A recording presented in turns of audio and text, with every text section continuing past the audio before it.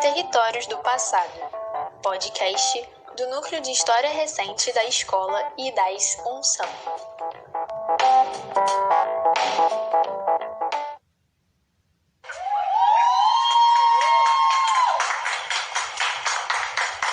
Vocês não terão mais ONGs para saciar a fome de mortadela de vocês. Será uma limpeza nunca visto na história do Brasil. Vagabundo vai ter que trabalhar, vai deixar de fazer demagogia junto ao povo brasileiro. Vocês verão as instituições sendo reconhecidas. Vocês verão umas Forças Armadas altivas que estará colaborando com o futuro do Brasil.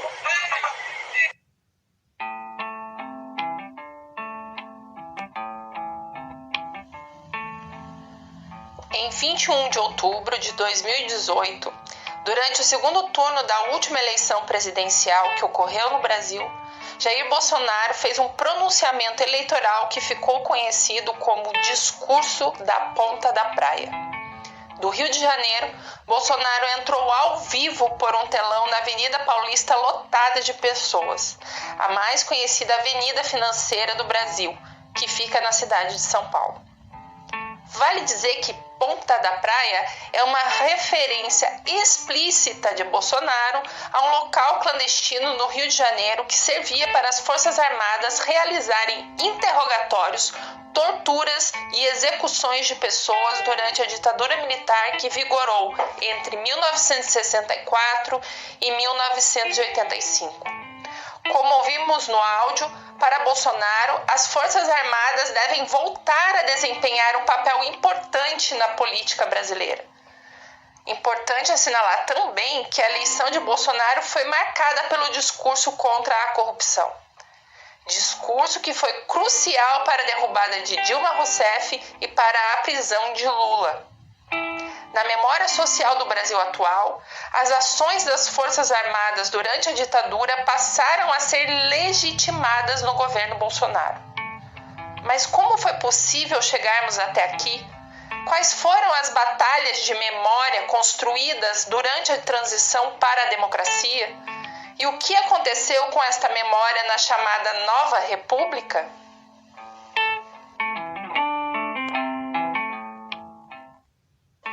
Meu nome é Francine Egelski e sou professora de Teoria e Filosofia da História da Universidade Federal Fluminense.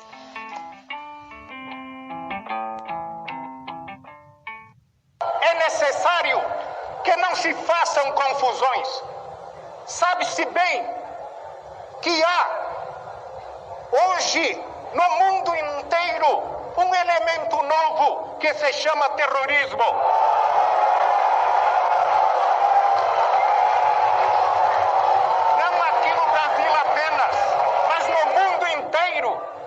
Desafiando as democracias, infernando a vida das nações. E este governo, que hoje, ainda há pouco, falava na existência de terrorismo, ele se esquece que terrorismo político só se caracteriza quando o regime é democrático, quando, ao contrário do que ocorria aqui no país, se sufocaram todas as liberdades.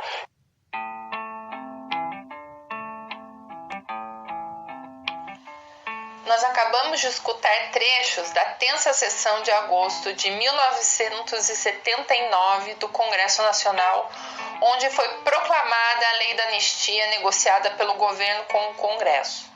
Essa sessão aconteceu já no governo do general Figueiredo. A primeira voz que faz um discurso contra o terrorismo vermelho mundial é a do deputado Candídio Sampaio, do Arena de São Paulo, e a segunda voz é do senador Marcos Freire, do MDB de Pernambuco, que diz que o país vive sob um regime não democrático e que cidadãos brasileiros sofreram com o terrorismo do Estado. A lei, então aprovada, anistiava aqueles que praticaram crimes políticos comuns, mas não os considerados terroristas, e também aqueles que cometeram crimes conexos. Ou seja, a lei anistiava os militares e civis que participaram da repressão. É neste momento também que se começa a cristalizar uma memória da ditadura produzida, por um lado, pelos próprios militantes que protagonizaram ações armadas e, por outro, pelos membros do governo que atuaram na repressão. Passa a fazer parte das imagens do período as representações de jovens heróicos românticos que lutavam pelo seu ideal e que, por isso, o Estado teria combatido essas ações para resguardar a nação do perigo comunista. Divulgou-se a ideia de que as graves violações aos direitos humanos nesse contexto tratavam-se de casos isolados. Os militares foram muito hábeis em negociar uma saída do regime nos anos de 1980. Resguardaram sua corporação, seus benefícios e continuaram a ter o seu próprio sistema de justiça. Asseguraram, sobretudo, a cláusula de não alteração da lei de anistia. Portanto, conseguiram conquistar a não punição para os crimes cometidos. A negociação foi bem sucedida, pois nem a Constituição de 1988, nem os diversos governos e a Suprema Corte do país tocaram nessa questão até 2010. Nesse período, os militares voltaram para a caserna. Saíram da cena pública com uma imagem basicamente imaculada. Os militares, em maioria, continuaram sustentando que não houve um golpe de Estado em 1964 e que, se houve torturas e mortes, estas não passaram de excessos do processo. A luta para desfazer esta imagem ficou do lado da sociedade civil e bastante restrita aos grupos que atuaram em defesa dos direitos humanos, como o Tortura Nunca Mais e o grupo de familiares de mortos e desaparecidos políticos, com a ajuda de grupos da Igreja Católica e partidos de esquerda.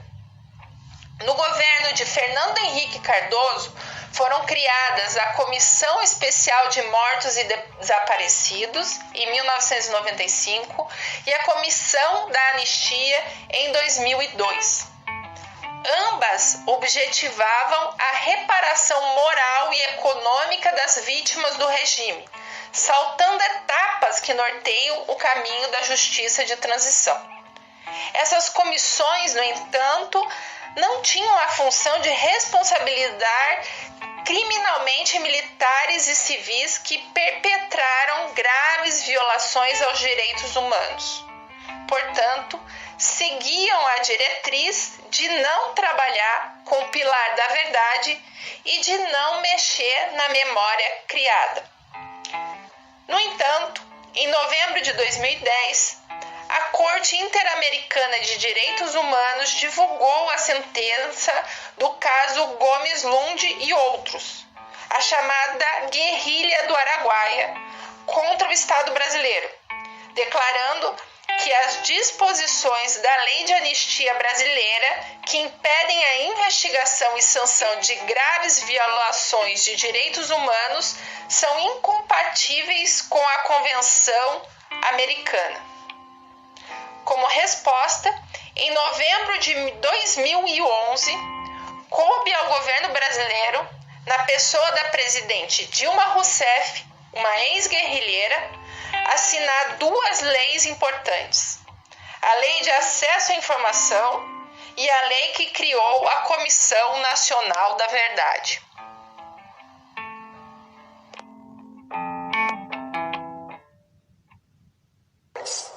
A desinformação não ajuda a apaziguar, apenas facilita o trânsito da intolerância. A sombra e a mentira não são capazes de promover a concórdia. O Brasil merece a verdade. As novas gerações merecem a verdade. E, sobretudo, Merecem a verdade factual aqueles que perderam amigos e parentes e que continuam sofrendo, como se eles morressem de novo e sempre, a cada dia.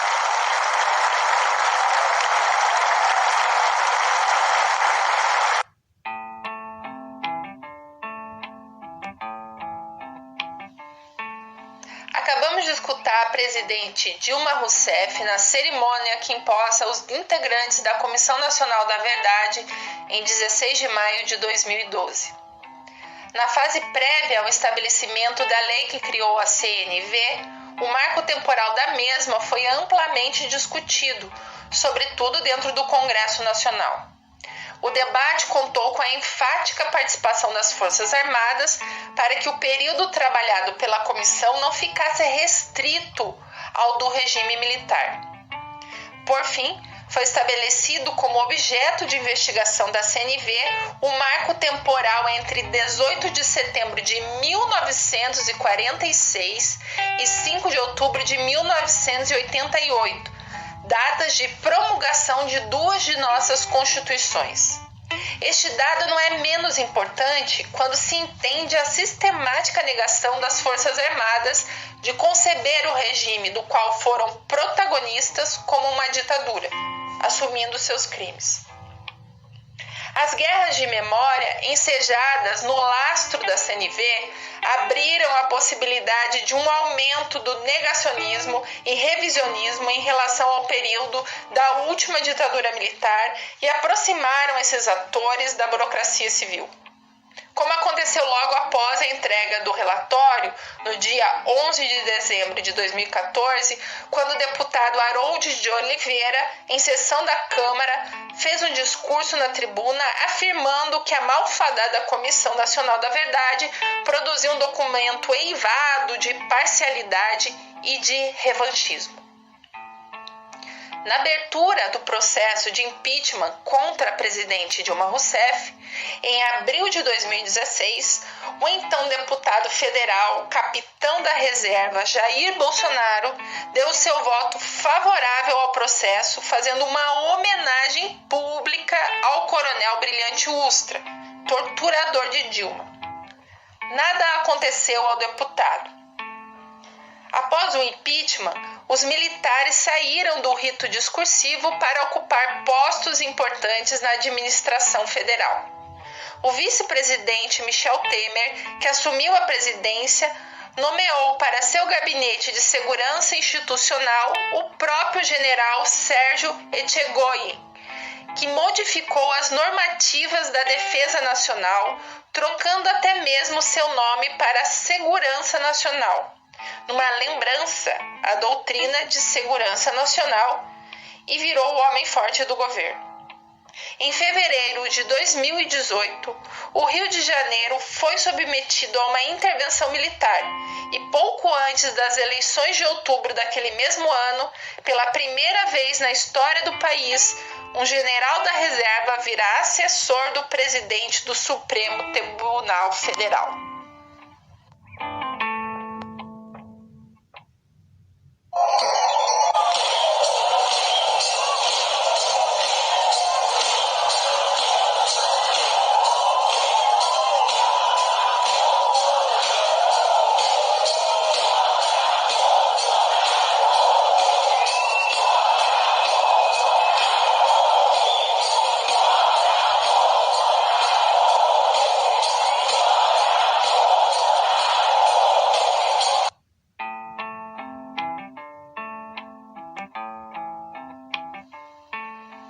Acabamos de ouvir uma manifestação espontânea de milhares de pessoas durante um show dos Titãs, uma importante banda de rock brasileira.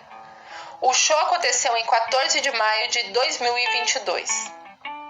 Hoje, quando abrimos os jornais, assistimos aos programas na TV, acessamos as redes sociais e os mais diversos meios de comunicação digital, é muito comum ver o atual governo de Jair Bolsonaro, eleito em 2018, associado às Forças Armadas brasileiras. Não é para menos. Boa parte dos ministros do governo Bolsonaro é militar. O vice-presidente é militar. O slogan do presidente, Brasil acima de tudo, Deus acima de todos, aparece como uma remissão direta à ditadura militar. Hoje é possível perceber que os militares foram a eminência parda do golpe do impeachment de 2016, perpetrado contra a presidente Dilma Rousseff, mesmo o partido de Lula, o PT, reeleita para um segundo mandato. Já estamos novamente acostumados aos militares no centro da vida política nacional. Mas, há bem pouco tempo atrás, há menos de 10 anos, eles pareciam ter uma participação bem discreta na vida pública do país. Depois do processo de redemocratização que ocorreu em meados dos anos 1980, muitos acharam que eles tinham voltado aos quartéis. Mas a história não foi bem assim. Tanto que hoje vemos apoiadores de Bolsonaro defender nas ruas a volta à ditadura, a intervenção militar, o fechamento do Congresso. É verdade que esses grupos não são uma massa expressiva, mas são, de outro lado, um corpo organizado e persistente que conta com a simpatia do atual governo e que por isso cresceu nos últimos anos. Antes de Bolsonaro, essas referências nostálgicas em relação à ditadura militar pareciam não ter mais lugar na vida política do Brasil. A ditadura militar é uma ferida aberta. Desde o golpe de impeachment de 2016, vimos uma reconfiguração do cenário político do país. O crescimento de uma extrema-direita, um saudosismo dos anos de ouro da ditadura brasileira, um ataque sistemático ao ensino de história da ditadura e à produção historiográfica do período. Esse cenário foi cada vez mais fortalecido desde janeiro de 2019, quando Bolsonaro assume a presidência da República com Lula ainda preso. O então ministro da Educação, Ricardo Vélez Rodrigues, e Bolsonaro declararam que o país deveria festejar a Revolução de 64 e que o governo deveria rever os manuais de ensino de história, contando a verdade sobre 64. O governo Bolsonaro e boa parte de seus apoiadores refutam dessa maneira as proposições defendidas pela CNV, pelas organizações que lutam pelos direitos humanos e justiça social e pela grande maioria da sociedade brasileira que deseja viver em uma democracia. Por isso, neste presente, é cada vez mais urgente lembrar: ditadura nunca mais.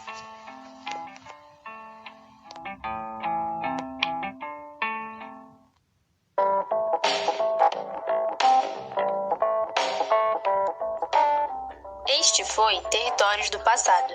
Se você quiser entrar em contato conosco, pode escrever para nucleohistoriareciente@gmail.com ou procurar-nos nas redes. No Twitter somos @nucleoidais e no Facebook Núcleo de História Reciente e Dais Unsan.